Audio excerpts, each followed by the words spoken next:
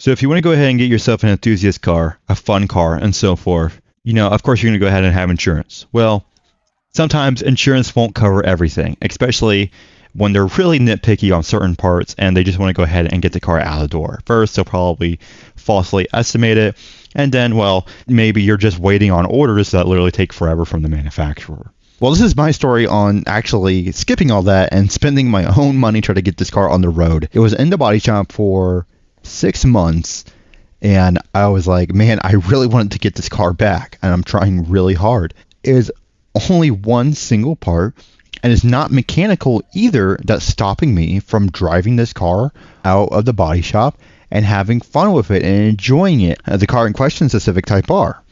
I drove it during winter, and yeah, first of all, you shouldn't do that, especially if you don't have winter tires. I didn't. I had summer tires. Front-wheel drive summer tires during winter. You might be asking, why did I do that? Well, not on purpose. I had a beater car as well that I plan on driving during winter, considering, well, I got the car in August and winter was approaching. I was like, well, I can't go ahead and get winter tires because, well, it's going to be 20-inch winter tires. It's probably going to cost around $1,400. I'm just going to go ahead and buy new rims and just get, like, all seasons and so forth. Well, that didn't happen. I switched jobs and so forth, and money was kind of tight, so I got myself a beater car. I was like, all right, I'll just go ahead and drive this to winter and so forth. I did drive it during winter. It broke down in December. I was like, wow. I was like, well, I have no choice. I have to drive the Type R to work and so forth. And I did drive the Type R during winter, single digits conditions, and during snowstorms. I had to drive it during the snow, and it actually did really well. It did really well. I was like, all right, well, winter's almost over. I hope nothing crazy happens. Well, we're in March. It has to snow in March and whatnot.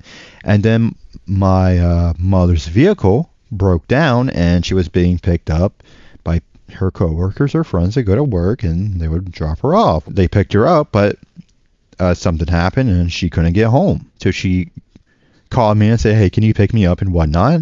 I was like, I really don't want to, mainly because a snowstorm happened.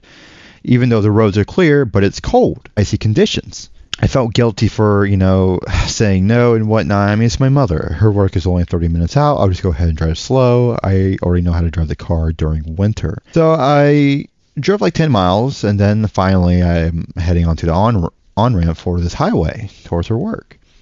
I went into on-ramp, going around 20 miles an hour, driving very cautiously, reminding myself that I really should not be doing this. It's cold, and not only that, it's icy. And if I said, I should probably turn around and say, I cannot pick you up. I've thought through my head so many times, all right, well, maybe if I get scared, maybe if the car loses traction here and there, I will go ahead and say, I can't do this. So I got into the on-ramp. I saw this pothole. It was either a pothole or ice. I'm pretty sure it was a pothole with ice.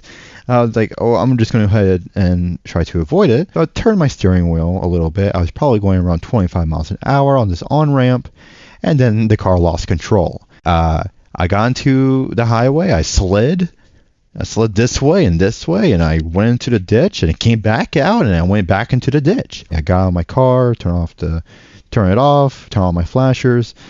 I saw my splitter all the way over there, my front splitter. I was like, oh God, how bad is it? It was just the front. It was only the passenger side. The wheel came off the rim, and it kind of messed up the suspension a little bit. But the bumper wasn't damaged. There was a little bit of a panel gap, probably unclipped itself and whatnot. Obviously, the bumper's damaged underneath where the clips where the front splitter hang on to, but there's no cracks or any, noticeable damage. I was like, okay, well, so the insurance should be able to handle it just fine, and I definitely can't drive it considering I have a tire off, so I can't drive it, sadly. The authorities, they got a tow truck, and I drove with the tow truck driver all the way home, and he parked a Type R in the shop, and I was like, well, I hope this shop is really good. I went in the next day, I said hello and so forth. I looked at reviews, and it was actually a legit and good body workshop. So I talked to him a little bit, exchanged informations and so forth, and he said, I don't know how long this will take. I've never seen a car like this. Well, it's, and it's true. It's a unique car. They've only made so many of these, and I live in a small town as well, and you never see one. You never see one around, really. And I was like, no worries. I'm assuming it's probably going to take, 3 to 4 months. No big deal. The next day, I was like, screw that beater car. I need a car. I bought myself another beater car. My mother also got her car back as well, so we're all good. I got my car. She has her car. We're all good. And of course, we keep in touch. I ask about the parts when they're coming in, and he gives me the ETAs, and he tells me what comes in here and there. He updates me, and that's all I could ever ask for. He's a great guy. 2 months later, he did call me saying that the insurance is being a little bit cheap on you. They were able to go ahead and get a new rim, an OEM rim. However, they're going to give you a used tire, and not the same tire, just some random used tire that they found to go ahead and put on the rim for the car. I'm like, well, let's not go ahead and do that. I don't need another accident or so forth. I was like, listen, I'll go ahead and buy a fresh set of summer tires, considering I expect this thing to be done within, late spring and early summer. It's going to cost extra from us for labor and mounting and so forth. Like, no worries. So in total, it costs like $1,700 to go ahead and do that. About 2 months later, he goes ahead and contacts me and says, hey, we got all the parts now and we're ready to repair it. And I'll go ahead and shoot you a call when it's all done. You can go ahead and pick it up. And I'm like, great. I can go ahead and go to the track, travel, go to a few places, do stuff, be with my friends, especially during summer with fresh tires. 2 weeks go by, I didn't get a phone call. I'm like, that's weird. So I go ahead and I drove by and I looked at the car and nothing's happened. It's still the same. I'm pretty furious at this point. I went in, I asked him about it. What's going on? He says, well, there's one part that we're missing and we can't put the bumper back on until we get that part. I was like, so what's the part? And he goes ahead and he says that's going to be the front lip splitter. All right, so what's the ETA on that? He's like, we don't know. Honda's not making them anymore. Honda doesn't plan to either, unless it's a special batch that they randomly make and so forth. And I was like, are you serious? He's like, yeah. I call them every other day to make sure that if they have any, and so far, no news. How long do you think this can go on for? And he's like, he said it could be next month or another 4 months. And when I heard another 4 months, that's when I was like, I can't do that. I can't. I'm making payments on this car. It's not even my driveway. It's my car. I really enjoy this car. It's one of my affordable dream cars. And I finally have it. I can't even drive it because I'm stupid and dumb. And I was like, all right, well, I'll tell you what. I'm going to go ahead and go home and I'm going to go ahead and search online. I'll see if I can buy one and I'll go ahead and give it to you guys to put it on. Just slap it on. And I was like, all right. I went home, looked online to see if I can find a cheap plastic one. There was none.